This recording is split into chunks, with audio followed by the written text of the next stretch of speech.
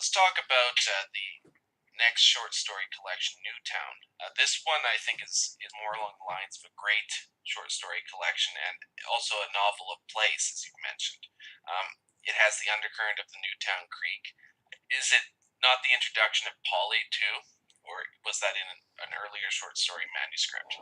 Um, which story Because is the Paulie there was Marivelle? one on the bus where a boy Yeah, I is going on and he yeah, I meets think that was the Polly. first Paulie Maravelli story. No, I take that back. The first Paulie Maravelli story, I think, was, let me Was see. with Joey, right, when he's poisoned. Yeah, that which book is that in? I think it must be in 21 Okay, Conversations, so but I think that's that the the one on first the bus appearance of was Paulie quite memorable Maravelli when too. he poisons his lover's son or something. Um, that's the first appearance of Paulie. Then I deepen Paulie here, and then I reuse I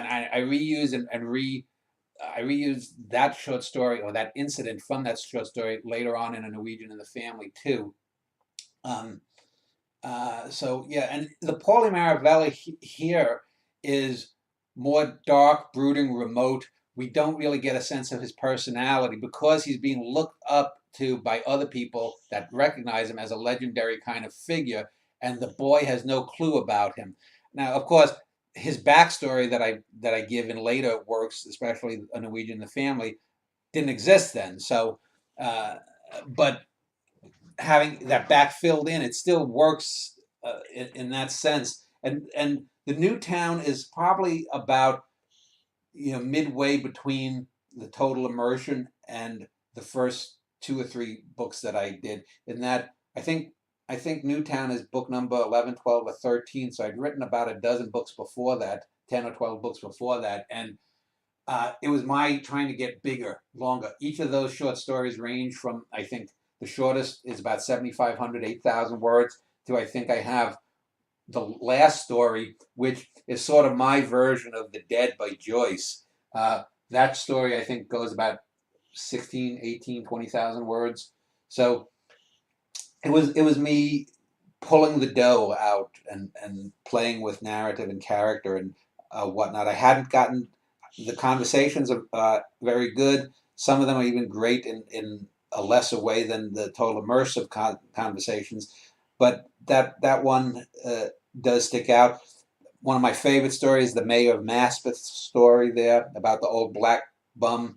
That's where Oh yeah, that was the first appearance of the Crooms family because I believe I did Newtown before I did not True Life, Tumbleweeds, and so that's where I think that's where I first introduced the Crooms family, the Link kid. as a point of trivia, and we'll talk about tumbleweeds a little bit in Toto later. Did you have grand designs for Polly from the beginning, or is that something that evolved naturally? It evolved. Oh, so Bit von Rheingold was a one-off character that I did had him in a few short stories. He appeared because I had my initial the first dwarves that you encounter if you read my books chronologically, Elsie and Danny Little.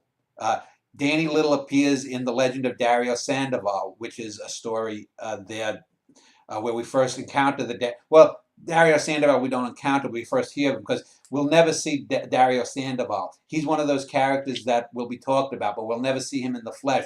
And there's a scene where the guys telling the story are talking about Danny Little, the dwarf, being carried like in a suitcase or something, and that was a Dario Sandoval legendary tale. And then we later in Ugly Girls, I think it is, meet his sister Elsie Little, who's a dwarf that at some point, and it's I guess in the 70s or 80s, Bit von Rheingold dated and then left because she was a dwarf. I guess she might have been the only dwarf he ever dated.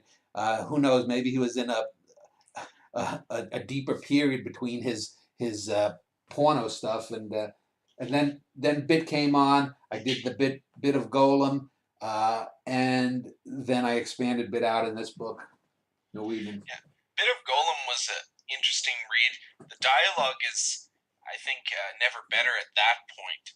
Yeah. But the one thing that I noticed is that it's kind of filmic in this way, in that some of the most effective moments are silent. It's just him reflecting and kind of just getting into his being that way.